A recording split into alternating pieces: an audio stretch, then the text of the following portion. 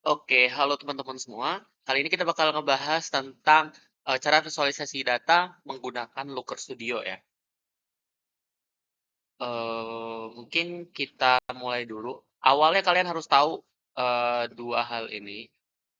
Jadi kita tuh kan, apa namanya, memvisualisasikan data itu dari, data yang udah diolah. Nah, data sebelumnya itu kan udah diolah sama teman-teman, dari roll 2 itu di spreadsheet ya. Nah, nanti kita bakal pakai yang bagian raw data. Kenapa? Karena dia di sini masih lengkap.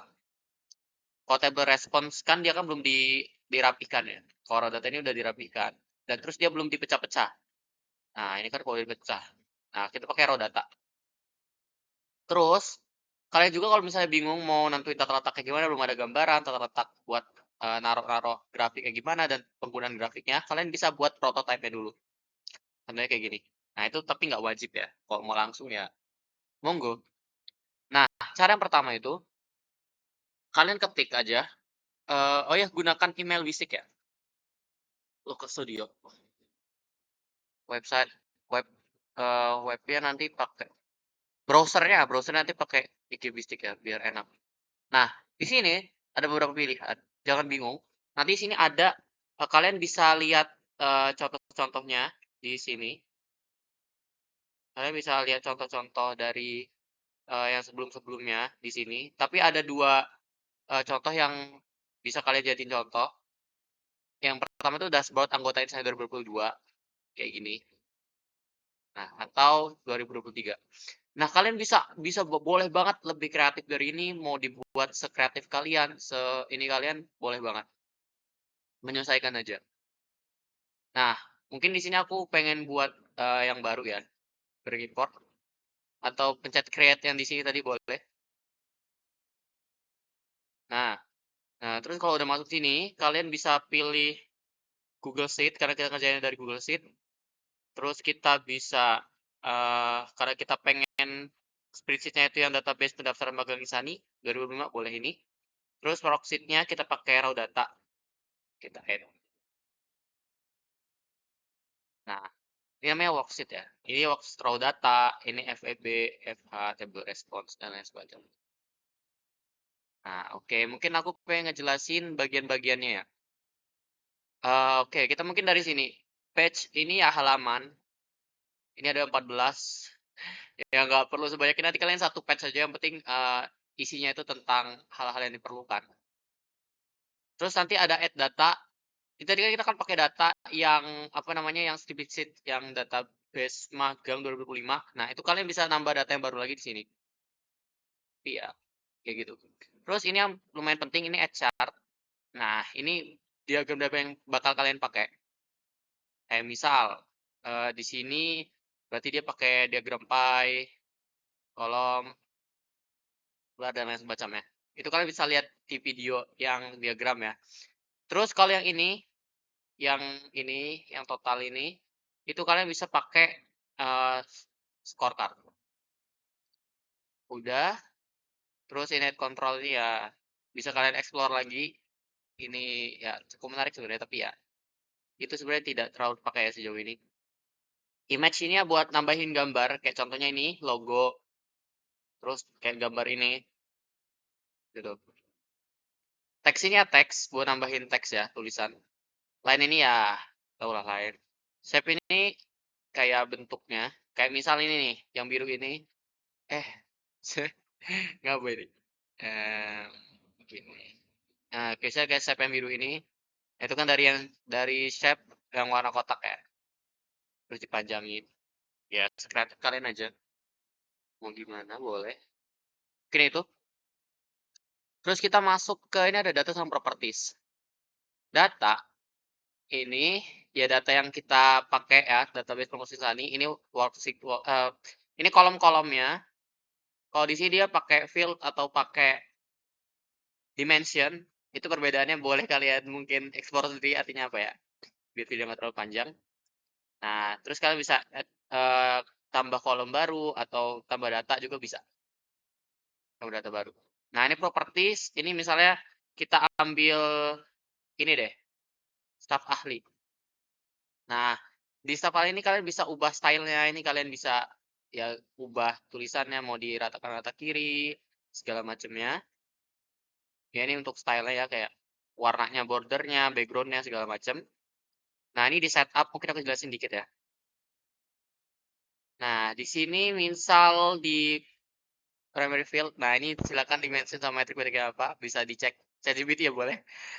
Di sini ada, misal aku ngambil aja deh, ini data type, ini ada number, persen, durasi, terus ini juga currency berarti kan, mata uang ya, bentuknya terserah, tapi ini kan kita pakai angka biasa aja.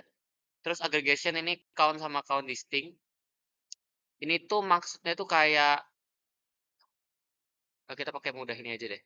Nih misal, kalau count itu ini 5 data ini bakal kehitung 5. Tapi kalau count distinct, dia cuma 3. Kenapa? Karena Alvin ini kan ada 2, itu kehitung 1. Kucing juga ini 2 kehitung 1. Jadi cuma ada 3. Alvin, kucing, martabak. Itu count distinct. Kalau count itu berarti kehitung semuanya. Mau diberikan mau enggak. Ya udah oke gitu. Itu ya bedanya count sama count distinct. Oke. Terus di sini ada filter. Kayak misalnya di sini kan kita kan pengen ngitung staf ahli itu ada berapa. Berarti kan kita cuma mau ngitung staf ahli kan. Dari total anggota 175 kita cuma pengen hitung staf ahli. Berarti kan itu harus, pengecualian dari pengurus sama staf muda. Jadi dikurangi sama pengurus sama staf muda. Nah, itu kita bisa pakai add filter atau kita bisa pakai filter. Ini kan udah ada ya, jadi kita bisa ini. Oh ya, kalian bisa copy paste aja sebenarnya dari yang ini terus pindahin ke sini gitu. Ya itu bisa aja, tinggal diubah-ubah aja nanti. Nah, di sini ada 2 pilihan, include atau exclude. Itu maksudnya itu kayak kondisinya kan berarti kan kita ingin masukin staf ahli ya. Itu kita bisa pakai include, berarti dia memasukkan staf ahli. Kalau exclude, kalau kita pilih exclude, nah berarti kan nanti kan kita harus exclude pengurus sama staf muda karena kita cuma mau staf ahli. Kayak misalnya kita pakai exclude ya, exclude. Nah, di sini kita bisa milih kolomnya. Nah, kolomnya kan amanah di insani. Nah, ini ada beberapa pilihan. Ini kalian bisa cek ChatGPT sebenarnya, tapi gampang itu equal to itu nanti kita pengen ngecek yang sama persis. Kayak misalnya di sini kan kita kan mau mau, meng-exclude-kan dari, staf ahli gitu ya. Itu yang sama persis. Ini biasanya di-include sih. Kayak misalnya include equal to itu yang sama persis kayak staf ahli. Konten sini kalau kita tulis konten, terus kita misal kita tulis jak, nah nanti itu bakal muncul, bakal kehitung yang, di kata itu ada jaknya. Kayak misal Jakarta, terus, Jakmania segala macam, itu bakal kehitung. Nah, kalau starts with, nah itu nanti yang ada yang awalannya misalnya tulis J aja. Nah, nanti data-data yang di kolom itu yang hurufnya diawali oleh J itu bakal kehitung. Nah, ini match sama konten ya, itu aja sih. Ini dia lebih dari satu. Nah, kalau kita kan mau exclude ya. Nah, kita kan mau exclude itu kan berarti kan kita mau, mengecualikan, berarti kan kita kan harus mengecualikan lebih dari satu ya. Nah, kita kan berarti mau mengecualikan berarti Wamaslu nggak kehitung, staf muda nggak kehitung, sekretaris nggak kehitung, terus sekbid nggak kehitung, media nggak kehitung, Maspul nggak kehitung, kadif nggak kehitung, kabid nggak kehitung, bendahara nggak kehitung. Nah, pokoknya intinya ini tuh lebih dari satu. Kita bisa milih yang nggak kehitung itu apa aja. Gitu ya. Kalau misalnya include berarti kan kita bisa milih yang kehitung itu apa aja. Mudah kayak gitu sih.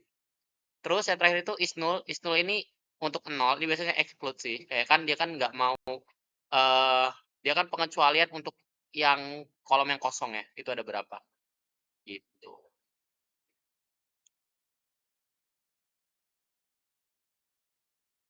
Jadi kalau pakai include kan berarti kita bisa pakai in sama bisa pakai,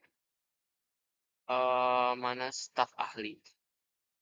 Nah, kita juga bisa pakai filter lain ya. Ini ada nor sama n. Or ini maksudnya itu salah satu saja benar. Kalau n itu dua-duanya harus memenuhi. Tapi karena kita filternya cuma butuh satu, satu aja. Itu sih. Ya mungkin itu aja dalam pengerjaannya. Semoga lancar. Terima kasih. Wassalamualaikum warahmatullahi wabarakatuh.